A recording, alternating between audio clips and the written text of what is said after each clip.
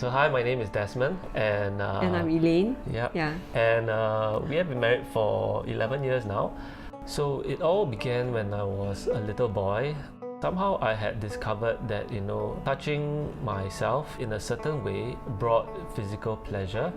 One day, a group of classmates and friends came over to my house. One of them, pulled out this diskette. It was actually a pornographic video.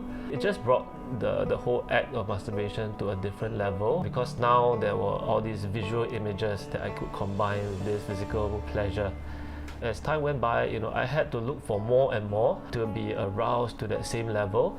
I think it was difficult for anyone to say anything about it because nobody knew. I didn't really have any sense of conviction, that it just felt good, but I didn't know that it was something that was wrong to do until one day, my mom walked in on me doing that, and then she scolded me, and then she caned me. Then I was like, okay, I should stop doing this. As I was growing up, I became a Christian.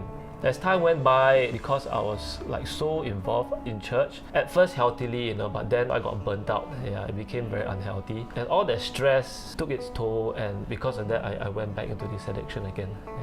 After marriage, when we did have physical intimacy for the very first time, I remembered thinking there wasn't a very great sense of arousal or physical satisfaction as well, because all along I was getting a lot more, from watching pornography and masturbating on my own. At the same time, pornography, you don't have to ask anybody for permission, and they will never say no, right? Whereas in the few times that maybe I've tried to initiate physical intimacy with Elaine, sometimes she will say no. Rather than handle or face this rejection, I'd rather just not put her through this, not put myself through this.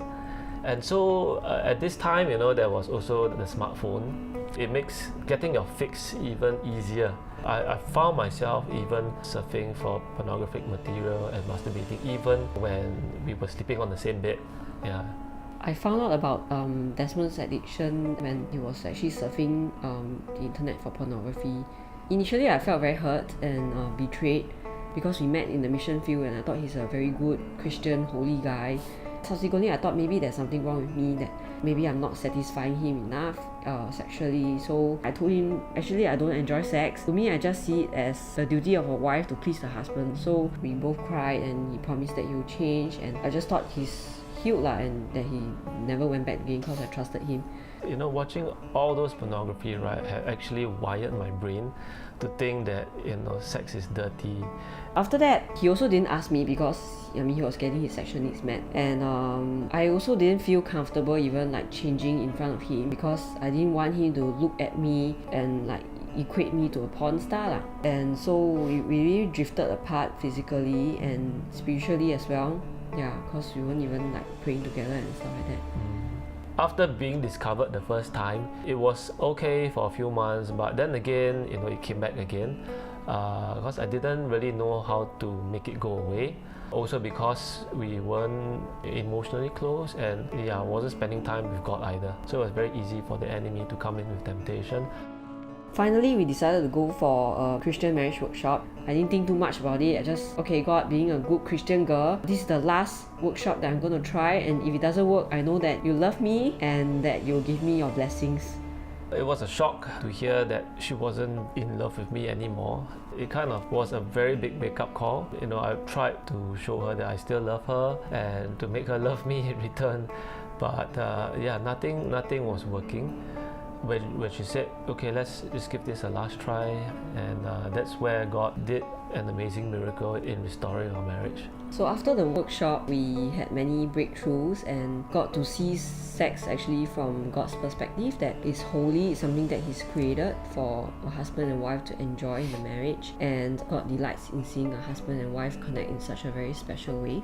So having the right perspective of sex, which a lot of people and even churches don't talk about, actually help us to rebuild our marriage in His way. And for myself, after the workshop, actually I started enjoying sex, and so it was a beautiful time for us. For me, it was good to actually be accountable to other people as well. When we are able to be, transparent and vulnerable in a group like that, I guess it actually adds a lot of strength. I would strongly recommend couples to be like nothing hidden, and I guess to be assured that God is in control, and if this marriage is really meant to be, then your spouse will not leave you for such a thing, and like walk through it together, pray through it together. Somebody wise once said that intimacy is into me you see. And so, if you don't allow the person who should be the closest to you to know every detail of your life, then there can never be true intimacy. And God, He's a God of truth. So truth should be the lifestyle of every believer, and especially something that is just second nature between husband and wife. Yeah.